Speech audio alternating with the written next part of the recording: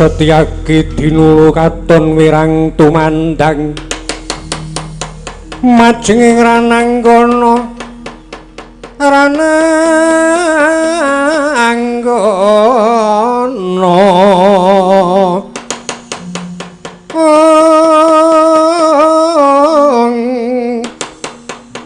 lumawan risang Burisrawa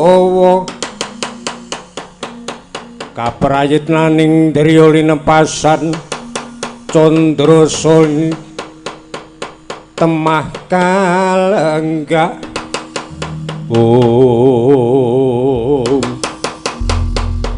ora sisih Panduluku Setyaki ing ngono ngarepanku ora tedeng aling-aling Kakang Kartowarma ngendhek lagu jantraku ana wigati apa aku butuh takon karo Kang Mas Kartowarma ngirit wadyabala sak gelar sepapan arep menyang endi sakarepku aku mlaku-mlaku dhewe kok kowe dadak ngendhek wong semene kae dadak kok perlu takon arep nang ndi yo ngopo aku ki takon sak lugune ya luweh sak lugune apa ora sak karepmu ning perlumu apa takon ki njur arep ngopo Kowe anggere weruh statusku kok terus takon ki arep apa njur bahagia ngono ya karepe iki aku ming takon ki mreh ning kowe ki sedulur saka endi mayar temen ngaku-ngaku sedulur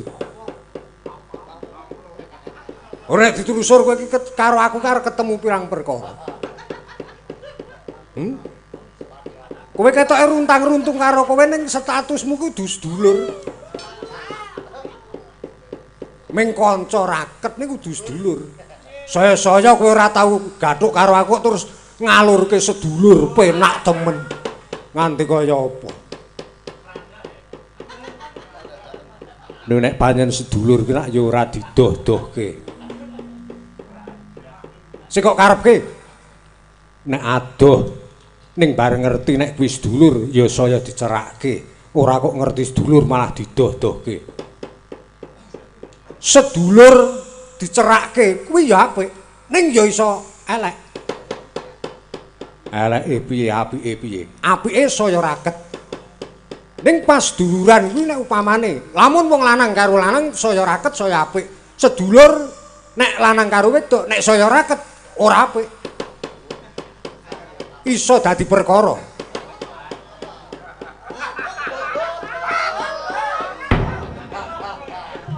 kok kowe iso omong aku iso omong mergo aku nglakoni ora karo-karuan karepku ki wong seduluran ki ya sing apik kok malah tekan ngendi-endi ora aku gek ngisor kok iki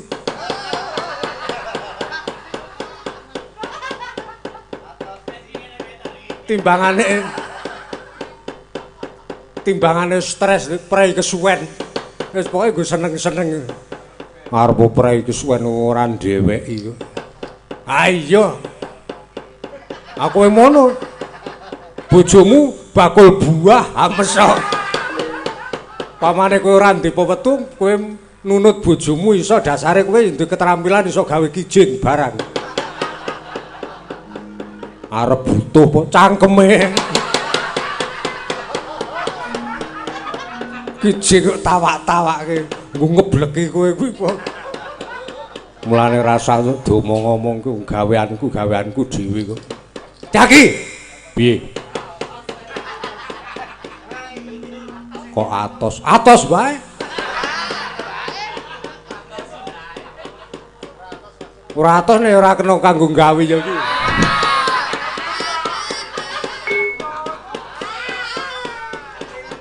malah saya celmongan yes ben wis pancen tak antepi kok aku butuh hiburan 18 sasi ndelongop meneng wae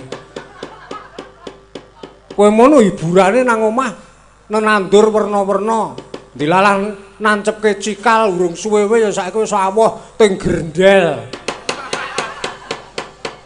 Kaya ngono ra ya kena nggo hiburan.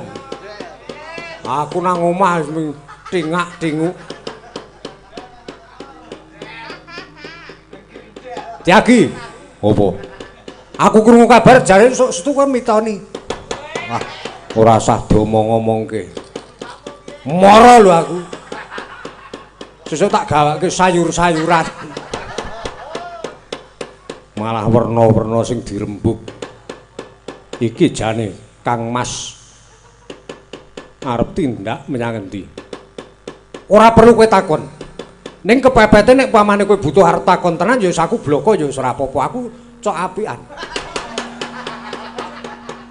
Sire aku arep ngluru ka ning negara Ngamarta. Mula arep nang negara Ngamarta. Iya. Duwe perlu apa? Nek aku arep ngaturke werna-werna ora urung ya mesti wis kok bedhek. Mula aku bloko. Mundi dawuh dalem Koko Prabu. Sejatine Koko Prabu utusan jago sakloron anak murite Paman Durna.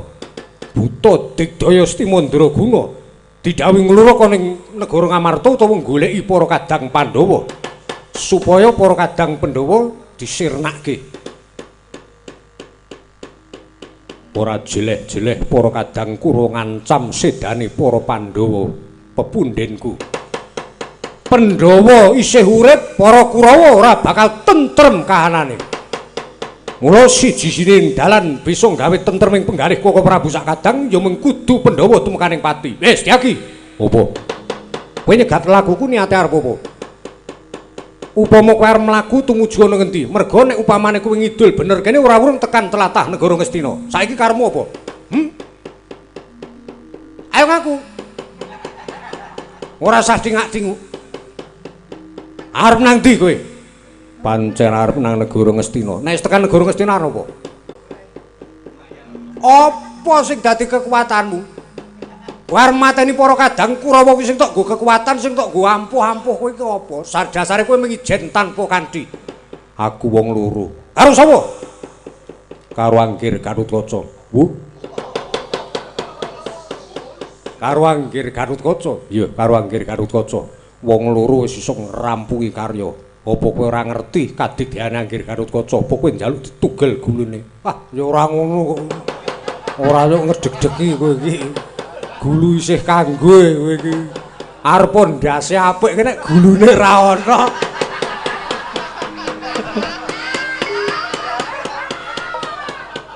Ora kanggo gawe kok kowe. Wis saiki ora usah celemongan ora karu-karuan. Jenenge kok suwe-suwe kok gregetke kowe iki. Wong sing maring gregetke iki kowe kok malah werna-werna wae. Kowe nang negara Ngastina ora wurung mesti ampyak awur-awur. Aku arep goleki Bibi Kunti Talibrata. Bibi Kunti Talibrata ora lenggah ning negara Ngastina. Ayo semikir. Ora kena bacut janjiku ora gelem semingkir so telatah kene mengarep gawe onar. Gawe kisruh. Gawe huru-hara aja takon dosa. Tak sampurnake kowe. Entuk bacut ora entuk ya bacut mergo aku ngemban dawuh kudu bisa nemokke Bibi Kunti Talibrata. Ora enek. Kandhane ora enek wong ngeyel arep goleki. Kunti apa? Nanging ora ana. Wes ayo gelem bali apa ora? Entuk bacut ora entuk, bacut lara awakmu Setyaki ora gugu karo aku.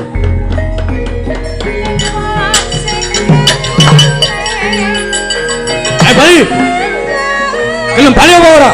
Ora bakal aku gelem bali. Ora gelem bali. Ora. Pilih.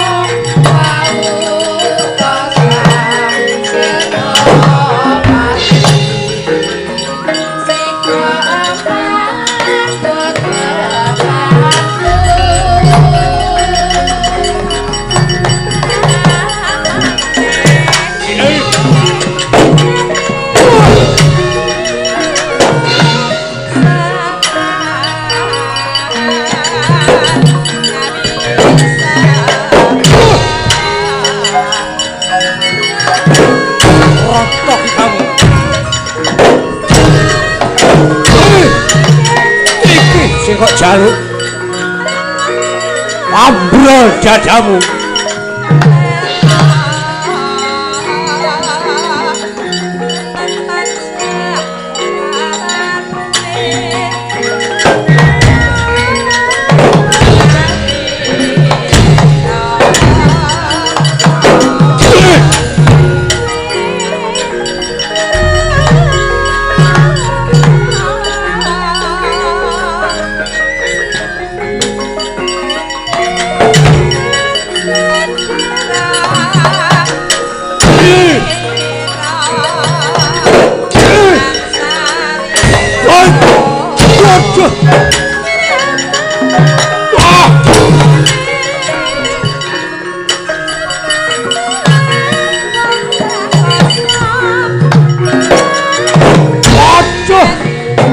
Mati aku.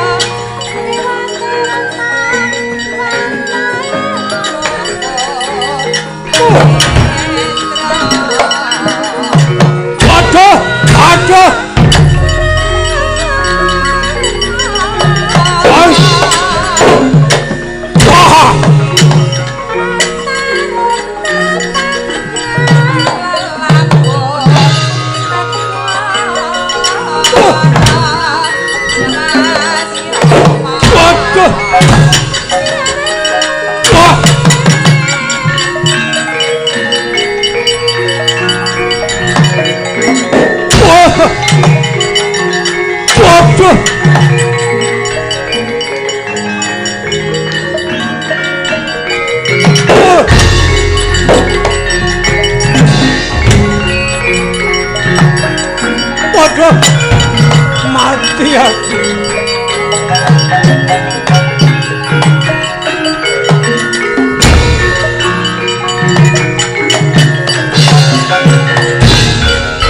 Ayo sambato Kartomarma.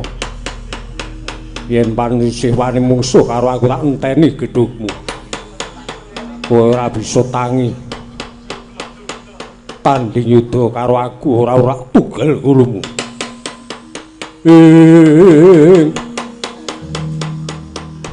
Tiba kantep arisang Kartomarma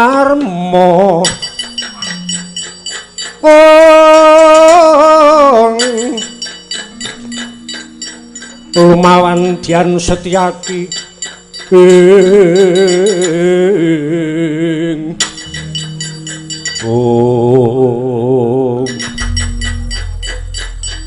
Setyaki opo semene anteping tanganmu ora sah Kakang Rembug ayo maju yen pancen kowe isih wani mungsuh karo aku.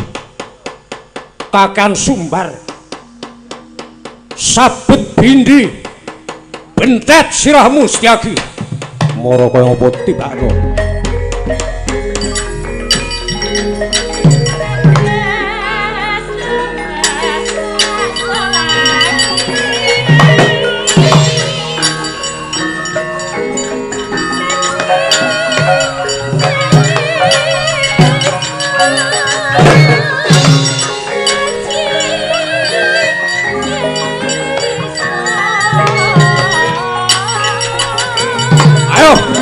Ojo yo bentet siramu.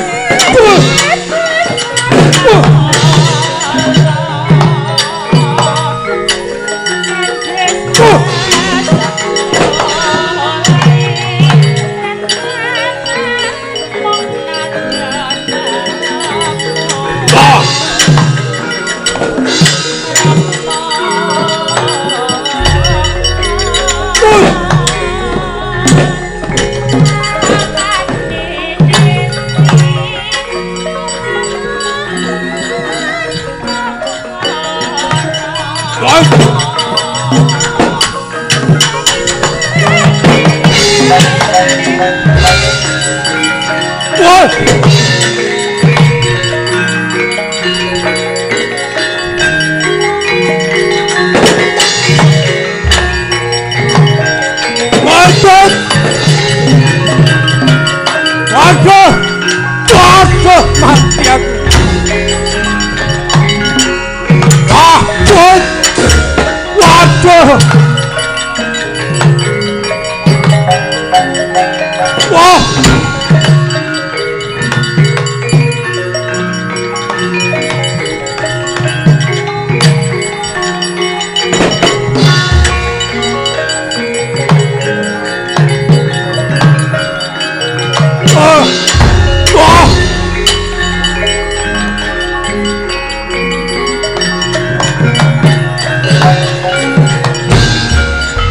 Dimas Jayajatra, Kang Mas Dursasana.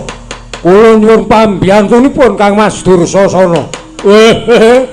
Mundura Dimas Kartomarma. Mung suwe sawa Setyaki kalian Gatotkaca mundura tak juwing-juwinge kuandane. Ya.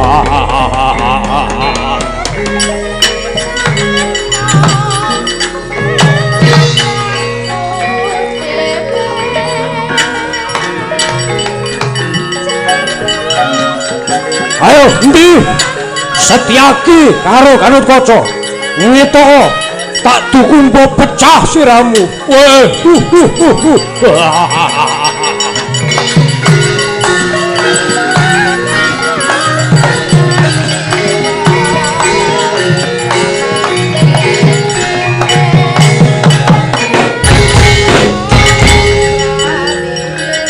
Ayo ngetoko.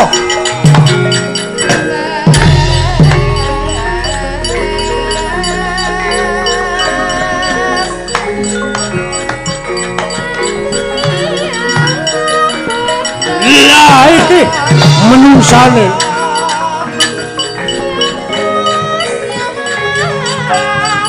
wani karo aku Setyaki dene apamu ngejak geguyon druhun halo papo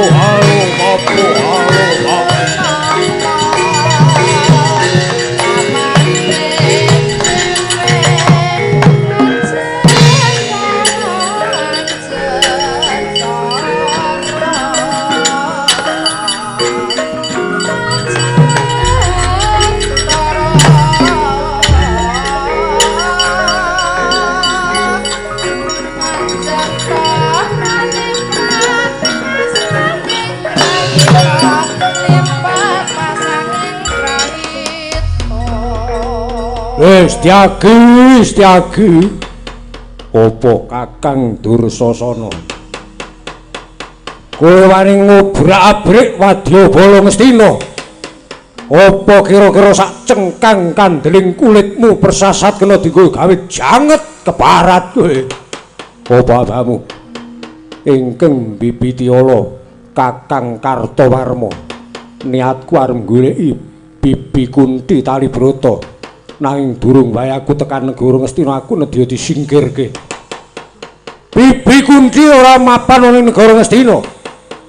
Sumingkira ora urung kowe gawe kisruh nunggal sedya karo Kang Mas Kartowarma. Mapan bener aku karo Kartomarma bebarengan karo Purwadyabala ngetutke lagune Kolon Jaya Kolontaka. Ayo sumingkir aja gawe kisruh. Yen durung bisa kepinanggiya karo Bibi Kunti Talibrata aku nedya ora nedya bali ning negara Ngamarta. Wani mungsuh karo aku ing tak wedeni apamu. Ngempeng lorong genjah pati ora poteng-poteng kuandamu tak putung-pulung apa putung-putung balungmu tak jejuing kuandamu ora mudyar saka tanganku Setyaki. Ya.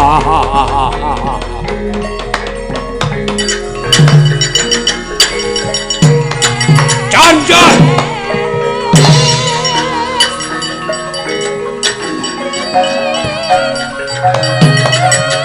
Ayo sambato ora urung jejuing kowe. Banteng teng tak tempiling leng acak banteng tempiling banteng tempiling buang halo mampu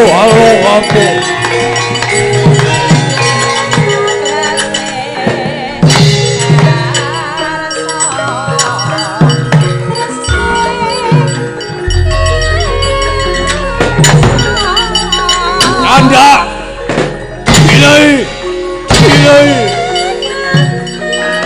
ini banteng teng tak tempiling teng atak banteng tidak tendang halo bapu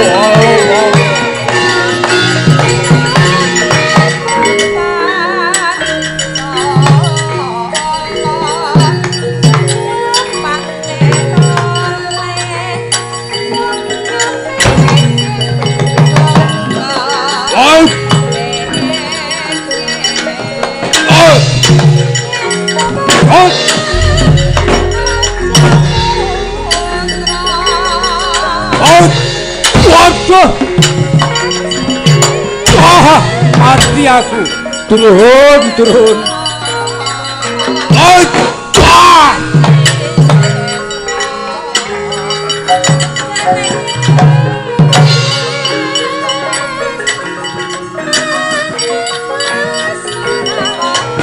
Adoyong jotos sonar jotos mau siap aku. Iya ora apa-apa jotos ayo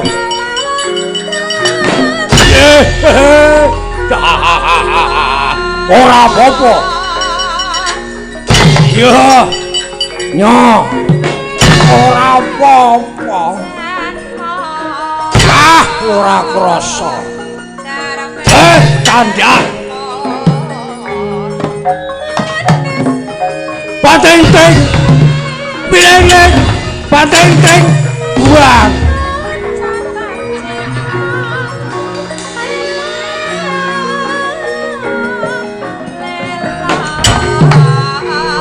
candak atak banting ting tempiling ling idak tendang meneh ayo maju perang iki nek diteter njur ming rampung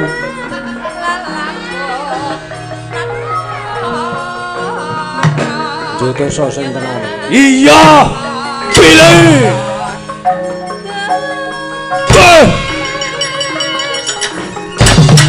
what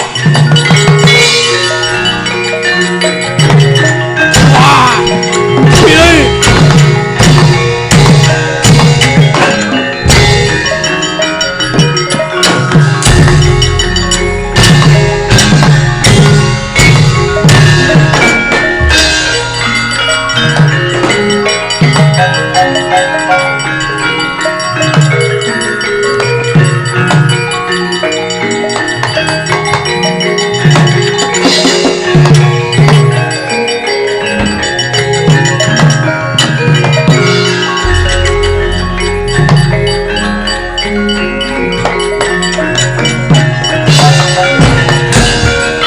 Setyaki ngejak guyon karo aku Setyaki ora urung mlemut diar kowe maju Setyaki aku wup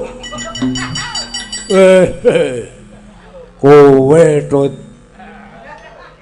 iya wah ora basa turun karo kaca opo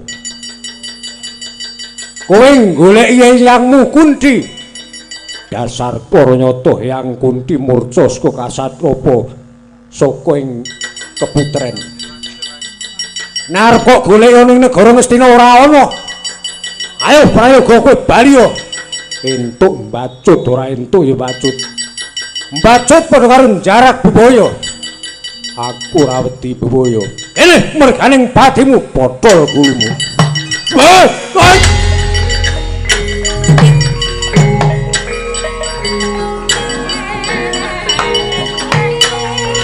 Wah, iya, bebayani iki. Pilih.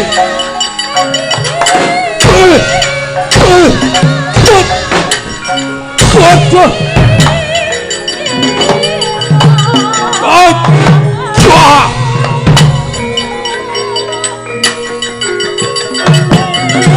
Waduh.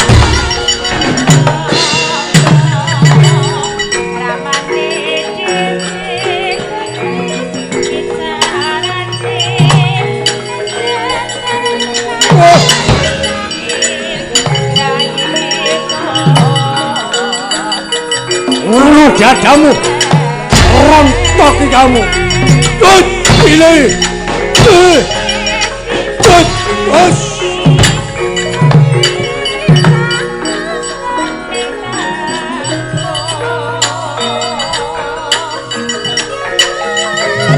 bungsu karo kanca sing diancam sirah Ya,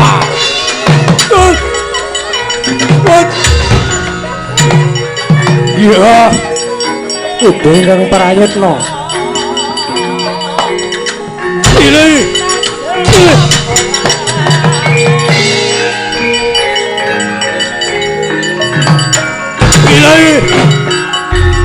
Ajur tuanku. Iki sing karo. Pilih.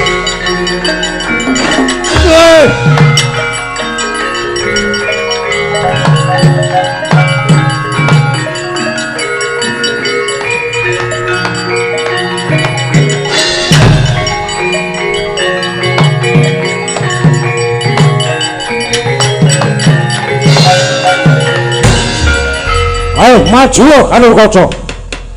Wani tanding ida karo aku ora urung dadi jilantah. Ora sah kakan sumbar tugel gulumu. Maju kene Kanurkaca.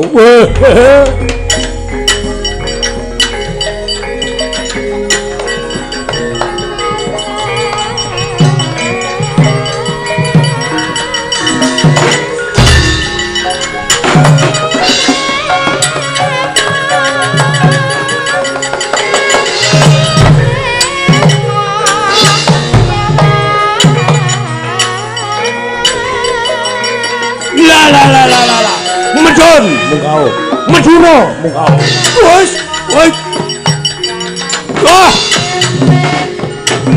wah mongso iso mabur wah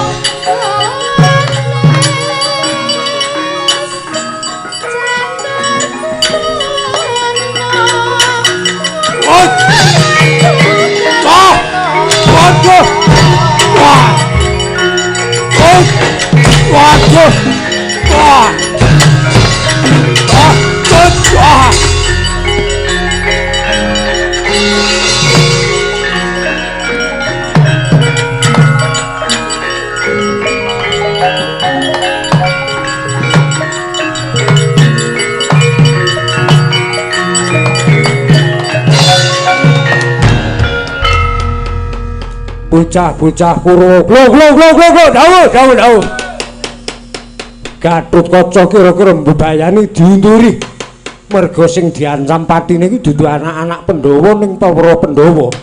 Ayo mundur mundhak nganti kelangan racak karo lakune Kalanjaya Kalantaka. Nggih ndika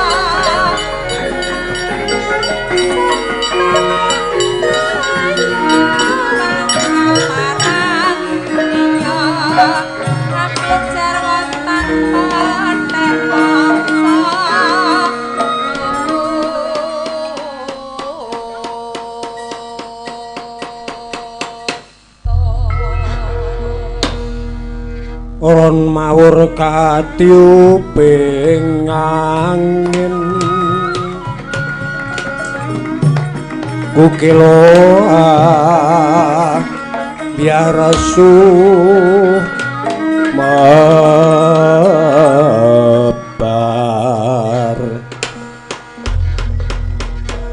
wau to ingkang sami Bandayuda usami dene mundur saking madyaning gelanggang payudan nindakaken pakaryanira sowang-sowang wau to sini geganti ingkang winursita nahan ingkang wonten madyaning marga kang kinarya sambeting carita nenggih ingkang wonten ing pasetran Gandamayit ya pasetran Gandamayu ing kono tetungguling para begasaan keparenggah siniwaka kadhep para andhanira yen sinawang saking Mandrawa sinajan to ingkang dadi tetungguling para begasaan uga paesra seksi nanging katon sanget nggenira nandukaken Darana Udakara estining panggalih ngajab tumurune nugraha saking ngarsaning Hyang Widi mila yen to den tingali saking katebian candrane kaya wong ingkang lagya ngantu-antu tumuruning Bathari Sri ingkang arsa andum rejeki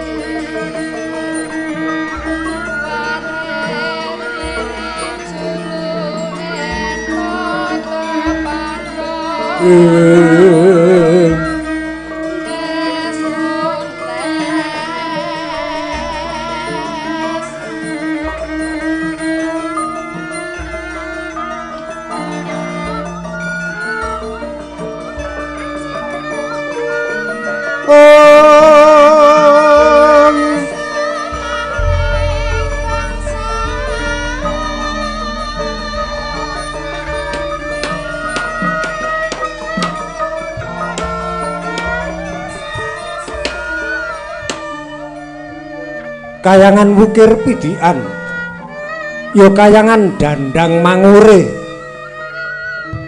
ya kasebut pasetran Gondo Mayit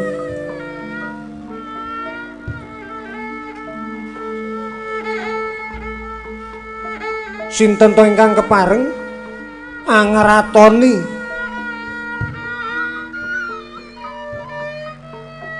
miwah dadya pengayoming para begasaan ingkang mapan wonten ing kayangan Wukir Pidikan ya kayangan Dandang Mangure punika warnanira ingkang kepareng bebisik Sang Pandya Bathari Durga ya Bathari Permoni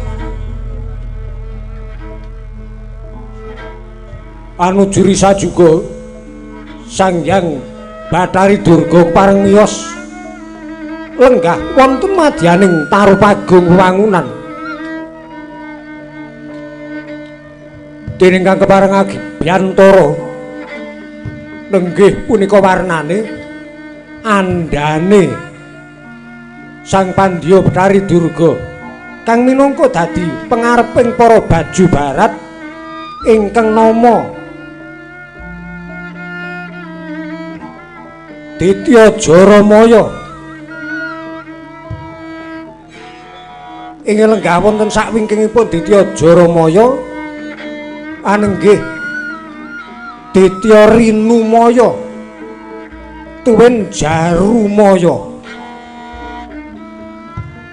lenggahipun Sang Jarumaya mengkeraken sangyaning para begasaan blabar tanpa tebi kaya candrane segara ingkang angelem daratan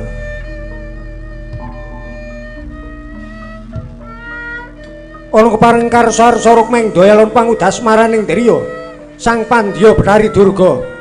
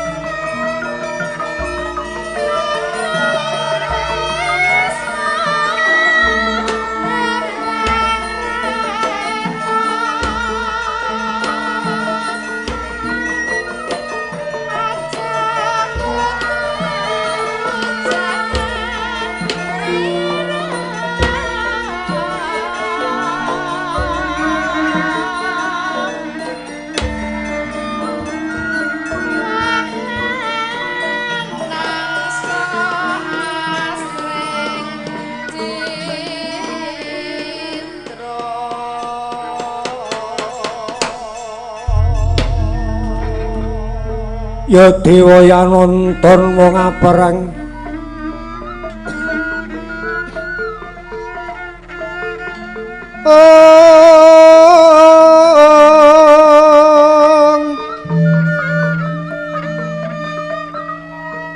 nonton wong aperang tias padha sarasaran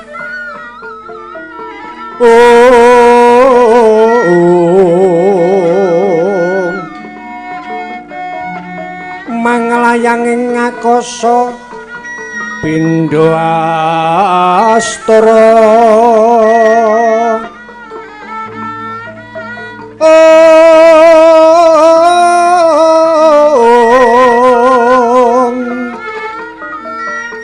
Prohapsari angudanken puspito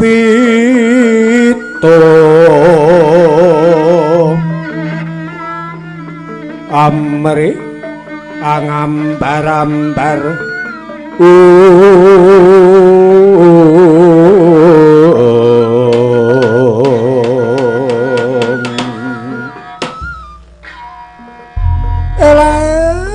Mas Patik Raja Dewaku Jagat Jaramaya kula pukulun Raharja Swanmu Jaramaya pangestunipun pukulun kalih saking Sambikala pangabekti kula kunjuk pukulun ya ulun tarima jeneng kita nyaoske pangabekti tak tampa ndadekke gembira raos sing panggalih ulun ora liwat lumunturing astutulun kita tampa inggih kula pundi pukulun rinumaya menuga kita Raharja sowan kita dalah kula nggih pukulun wilujeng sowan kula pangabekti kula kunjuk ya ulun tarima rinumaya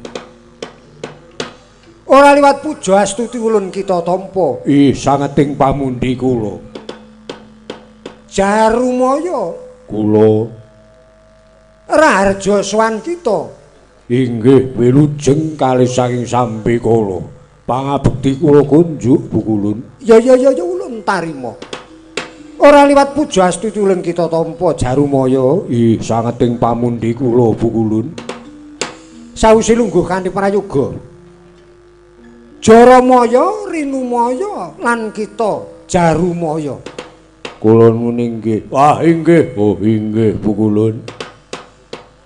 Aja kaget atimu, kowe tak timbali supaya nyaket ana ing pangayunan ulun. Kula muni nggih. Nanging durung wae ulun paring dawuh marang jeneng kita. Apa to ingkang dadi wasing wigati kita ulun timbali prayogakna luwih dhisik nggonmu ngadhep. Aja nganti samengko nampa dawuh timbalan ulun kaya klera-kleru nggonmu nampani saengga upama kowe nindakake pakaryan dawuh timbalan ulun ora bisa lumaku kanthi pratitis. Kula nuni nggih pukulun. Wah inggih kula nuni nggih pukulun. Ora ngono Rinumaya. Kula. Aku tak takon karo kowe. Kados pundi pukulun? Lemu ngendang kok suwukane aneh. Nggih napa? Lah iya tak rungokke saka kaduan kok kaya bingung apa piye? Mboten kok pancen kula gawe. Pancen kula jarak ngeten iki suwukan garapan ngeten iki. Oh ngono. Nggih. Mikir sak kenong kok bingung. Mboten bingung pancen iki kula garap kok niki. Nut niku nek mung padha liyane rak mung umum. Niki golek sing ora umum. Ya ya ora apa-apa. Ning rak panjenengan remen, seneng. Menawi panjenengan remen mun mboten napa-napa. Karo kowe Jarumaya kula. Nek ngegongke enteke gending karo enteke wong suluk ku ora dawa-dawa. Kesuwen. Oh nggih, aku lho mung mocok kok niku. Ora ngono. Ya wis ora apa-apa. Ya wis dasare prei kesuwen ki upama rada koplak ora apa-apa. Ora apa-apa. Nggih. Lah sakwise padha jenjem dadi atimu tak kandhani. Jaramaya, Rinumaya lan kita Jarumaya. Nggih, nggih, nggih. Ana perkara ingkang luwih wigati. Ah nggih nek mboten wigati napa nggih diundang. Lah dadak muni. Kowe iki mung cukup ngrungokke. Nggih. Rinumaya ya ngono. Nggih. Jarumaya ya iya. Nggih. Ajeng pripun kok mboten sida? Aku kan anggere nyawang adimu Rinumaya. Telapukane kok saya medun. Kantenan ngantuk kok nggih sampean niku. Ngadep pepundhene kok ngantuk kepiye? Iki ngene. Pripun? Ana perkara sing wigati butuh tak ngendikake karo kowe. Perkawis wigati kados pundi?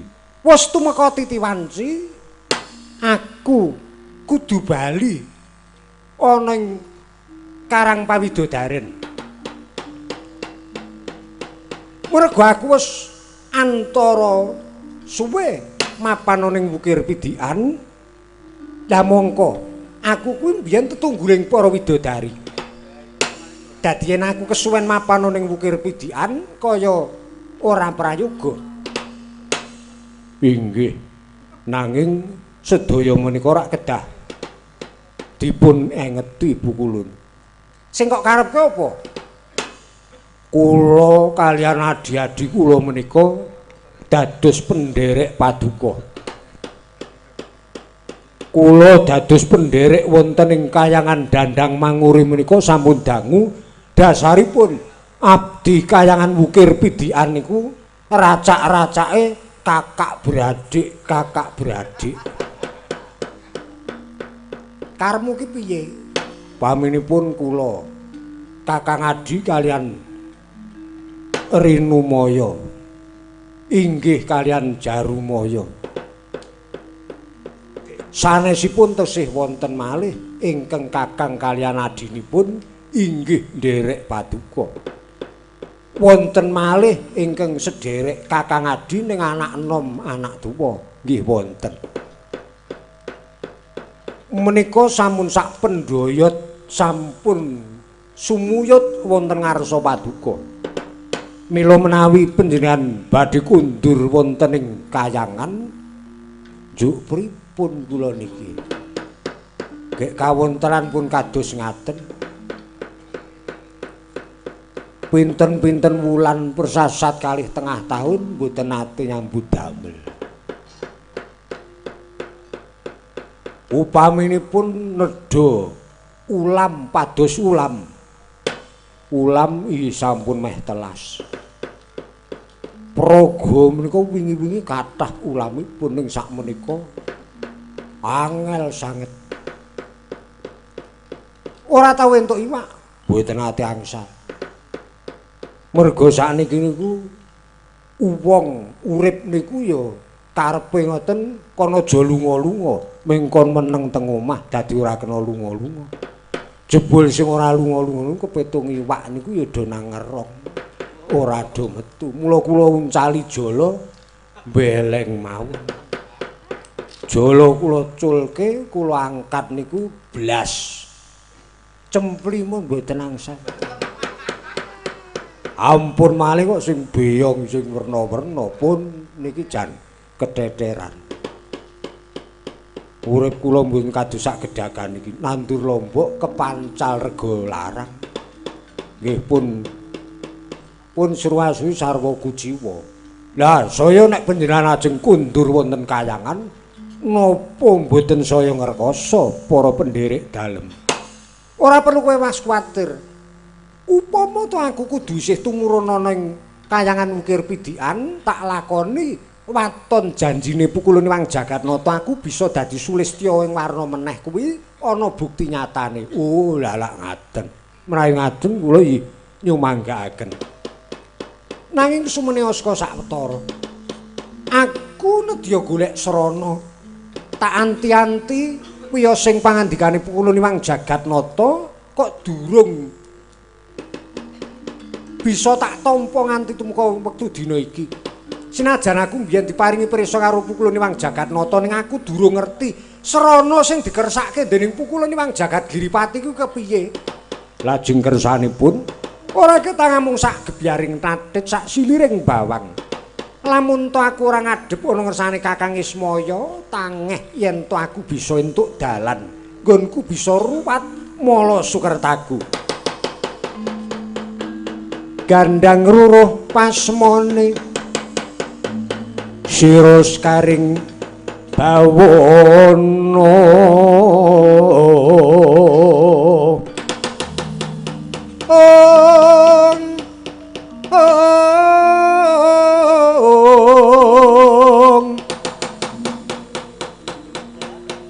Tiasira mawingit polatanyo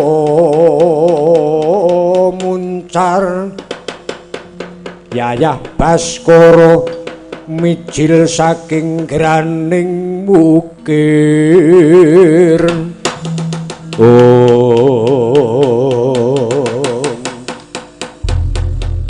Dados kersanipun badhe ngadhep Kyai Ismaya. Iya Jaramaya. Kayangan mukir bidikan tunggunen sawetara janjiku amung sak gebyaring tatit sak siliring bawang. Yen aku wis nampa pengendikane Kakang Ismaya, aku tumuli kondur ning wukir pidikan. Pangabekti kula ingkang nderek. Wah, pangabekti kula ingkang nderek. Pangabekti kula ingkang nderek Pukulun. Iya Jaramaya, Rinumaya, Jarumaya, tunggunen saka sawetara.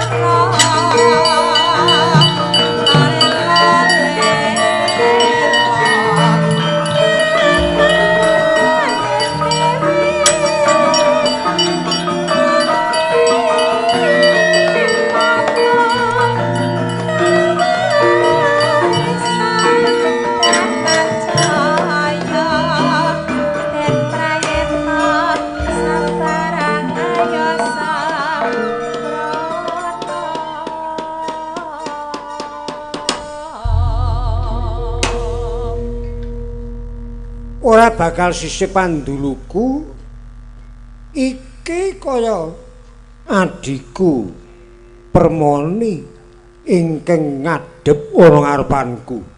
Elae Mas Patik Raja Dewagu Jagat. Kula nuning nggih Kakang Pukulun. Durga, kula Kakang Araharja sowanmu. Kula nuning nggih pangestunipun Kakang Pukulun wilujeng sowan kula. Keparenga kula nyaosaken bekti wonten ngersanipun Kakang Pukulun. Ya, tak tampa. Ora liwat puja pangestuku tampanana, Durga. Kula muni nggih Kakang Pukulun. Dat kula pundi sabdanipun Kakang Pukulun. Sawise lungguh prayoga senggang napasmu, asat riwemu. Durga, sigra mawa gita lakumu, ketok temen yen to mawa wigati tekamu. Ana wigati apa? Nglonjong botor ala playumu paribasane. Kakang Pukulun keparenga kula matur wonten sanipun Kakang Pukulun. Sawetawis dangu anggen kula nengga dawuhipun pepunden kula Pukulun Iwang Jagatnata kepareng paring srana ngruwat dhateng kawontenan kula. Iya. Awit nalika semanten Pukulun Iwang Jagatnata sak sampunipun paring duka dhateng kula. Kula sampun nyuwun pangaksama nanging dereng dados keparing karsa. Namung kawiyos pangendikanipun Pukulun Iwang Jagat Giripati benjang menawi sampun titiwanci utawi dumugi wahyaning mangsa kala. Wonten satriya atmajaning ratu ingkang angka gangsal. Miwah satriya ingkang enem piyambak saking ibunipun. Dah menika dados lantaran sagedipun kula wangsul Jati Nirmala. Wangsul malih dados widodari. Kakang Bathara dereng ndungkap raos sing manah kula miwah keplasing pangangen-angen kula. Nanggapi wiyosing pangandikanipun Pukulun Iwang Jagatnata satemah wontenipun namung bingung tuwin kula rinten pantaraning ratri nengga-nengga pangandikanipun Pukulun Iwang Jagatnata ingkang dereng mawujud miwah dereng dumugi wahyaning mangsa kala. Adreng raos sing manah kula persasa sampun datan saged dipun kendhaleni Kakang Bathara. Keparenga kula nyuwun waluyan, kula nyuwun dawuh pangandikanipun Kakang Bathara. Menggah ingkang dipun kersakaken Pukulun Iwang Jagatnata satriya putraning Narendra ingkang angka 5 miwah satriya ingkang 6 piyambak saputra saking ibu. Menika maknanipun menapa lan ingkang dipun kersakaken menapa? Kula nyuwun wiyosing pangandipun menapa pangandikanipun Kakang Bathara Ismaya. Ing Semarika den prayitna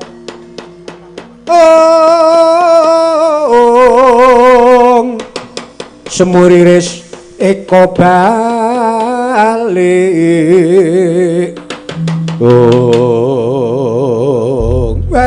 adalah iya Adi Betari Durga kula Kakang Bathara Guru nalika semana ngendika ngono kula nuni nggih menika pikajenganipun kados pundi kula tenggo-tenggo kok dereng dumugi titiwanci nalika semanten duk rikala gayeng-gayengipun wiwit tumangkaring manungsa tedhakipun Bathara Wisnu ingkang kaping sepisanan duk nalika lampahan babat alas Purwacarita. Rumiyin wonten titahing Bathara Sri Genduyu sak kadang menika cacahipun gangsal. Anak ingkang angka gangsal menika dereng kepetang utawi dereng klebet menapa ingkang dipun kersakaken Pukulun Iwang Jagatnata satemah dereng saged nyeranani dhateng kula. Ya. Kula tenggo-tenggo malih dereng wonten satriya ingkang putraning Narendra angka gangsal. Nanging ingkang bebingung raos sing manah kula menawi saking ramanipun putra angka gangsal menawi saking ibunipun ingkang 6 piyambak, putra ingkang 6 piyambak menika ora bingung to kula Kakang Bathara. Oh, sing marake bingung kuwi. Kula nuni nggih. Ora sah perlu kowe bingung. Ora sah kowe bingung, kudu dileremke atimu. Kakang Bathara prisa, ya mbok menawa, nek menawa. Jenenge wong-wong ki paribasane wong tetamba kuwi nyampar nyandung. Upamane wong golek senenge ngati kuwi ya sok-sok ora kenyono-nyono, mlaku-mlaku kok weruh tontonan.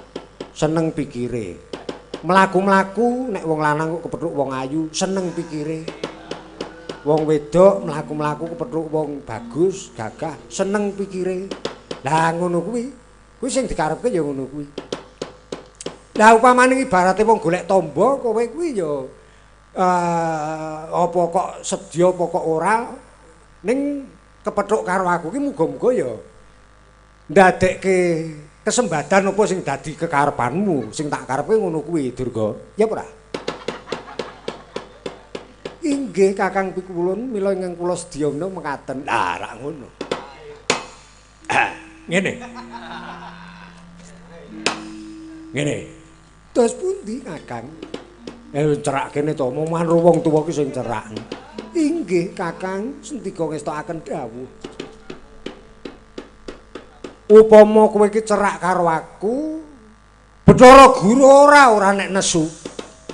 Mergo Bathara Guru ki nek karo Semar wedi. Inggih. Kok ajrene kados pundi? Aku mesti ora ngerti. Mula bukane Bathara Guru nek karo Semar ki gila. Kowe nek arep ngerti, sok malam Minggu nyetelo. Inggih sendika ngestakaken dawuh. Dos pundi Kakang Resi? Ah, ki ngene. Piye mau? Pengendikane Bathara Guru mau piye? Besok kowe bisa ruwat mala Sukertamu nek wis ana satriya puteraning ratu ingkang angka 5 saka bapa angka 5 saka ibu satriya sing enom dhewe. Menika ora bingung. Kuwi jane ora adoh. Wonten pundi Kakang? Wonten pundi? Kula aturi nggih ngendika Kakang supados kula menawa saged dipun pusadani. Ora rig-rigan ngono kuwi. Kowe iki widodari kok rig-rigan. Inggih awit saking remening manah kula Pukulun. Mboten tebih menawa wonten pundi papan dunungipun. Tak kandhani. Satriya angka 5 saka bapa. Pandhawa kuwi pira? Pandhawa menawa gangsal. Sapa wae? Lah cetha yen to Puntadewa, Werkudara, Danangjaya, Nekula, Sedewa. Sing nomor 5 sapa? Sedewa. Ayo kuwi. Nanging kok putra menawi saking ibu ingkang nem piyambak, wong anak kok ingkang nem piyambak menika tegesipun menapa inggih dipun sebat ragil ngaten kantenan. Kowe kudu eling. Sedewa kuwi ora iso disebut ragil janjane. Sebabipun menapa? Merga kuwi nek saka ibune Nekula Sedewa kuwi ora Dewi Madrim nglairke bocah kembar kuwi ora ana kakang adine nek kembar. Sebutane ora wenang disebut kakang karo adi ning enom karo tuwa. Iki sing tuwa, iki sing enom. Ning ora kok bocah kembar kuwi disebut iki kakangne iki adine. Lah mula pengendikane Bathara Guru mbiyen ora kok ragil, ora kok sing cilik dhewe ning sing enom dhewe. Lah kuwi mula Sedewa kuwi nek karo Pandhu putra sing angka 5 ning tumrape Dewi Madrim anak sing enom dhewe ya Sedewa kuwi.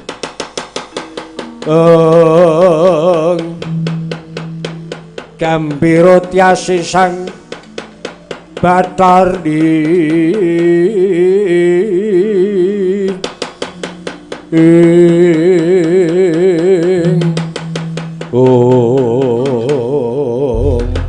Aduh Kakang, pindho tinarbu kok raos sing manah kula.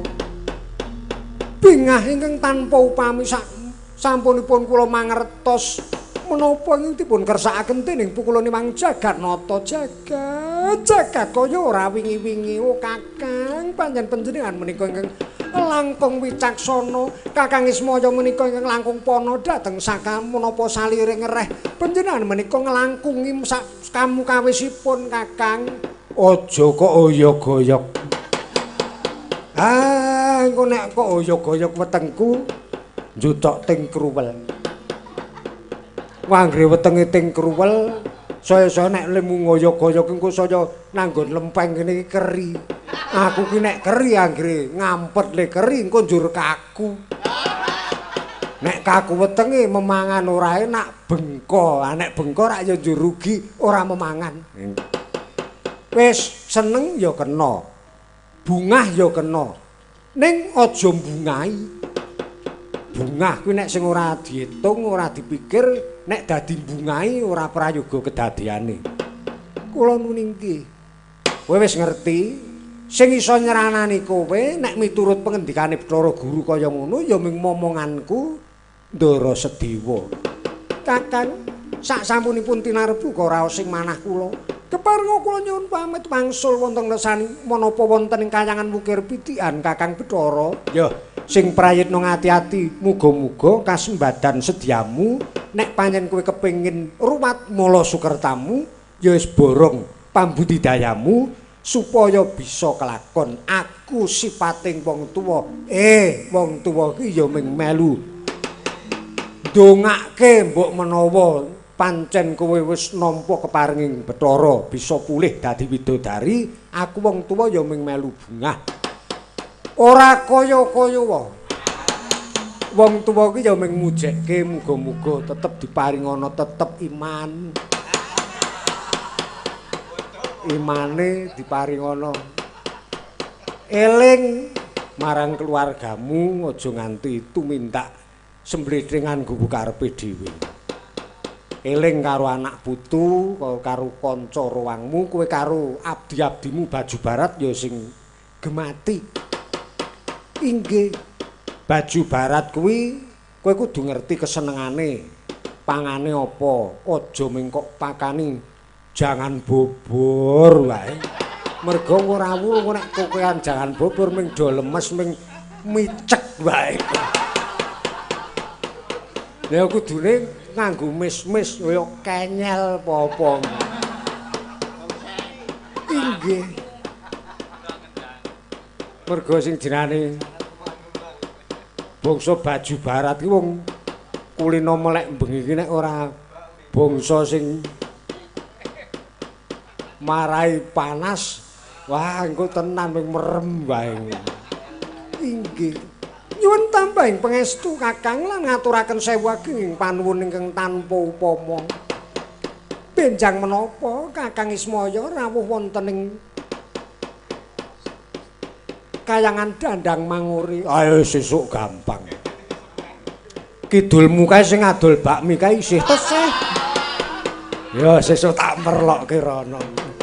Aku tok seneng seger kok kono kae. Inggih Kakang. Ya sesuk gampang ganti wektu. Iye, Kakang nyuwun pamit. Sepisan malih ngaturaken sewu ageng panuwun Kakang. Ya ingkang prayitna ngati-ati Durga.